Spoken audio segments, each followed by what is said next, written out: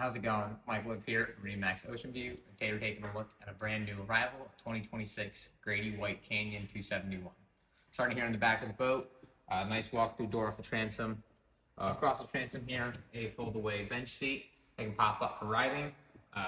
Large size fish box in the back, can be used for dry storage as well. And a live well with cutting board top for bait prep. You also have a bait prep station here behind the helm, and a secondary live well and some storage, some designated plano boxes, and this is lockable if you want to leave any tackle on board. Rocket launchers all across the back, across the top, tons of rod holders all throughout the gunnels. This is going to be a fishing machine, plenty of rods on board. Stepping forward into the helm here, joystick, your Yamaha gauges for those twin 300s on the back. Grady-White does leave this space open to put whatever electronics you'd like outfitted here. You can fit two 16-inch screens, so really nice space there. The full windshield, curved glass, radio box overhead, and high and dry storage for your PFDs.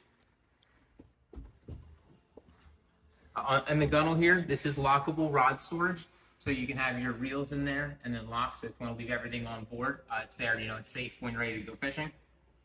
Nice size head on this boat. We got a full cushion, so we'll leave it shut for now, but nice and deep. Up on the bow of this 271, you have 3 different storage compartments, 2 fish boxes in the front, and then one of the in front of the helm. These all drain overboard. These 2 in the front are insulated, so you can put the catch of the day in there or just use them as dry storage. This panel comes up, give you easy access to the windlass in the front.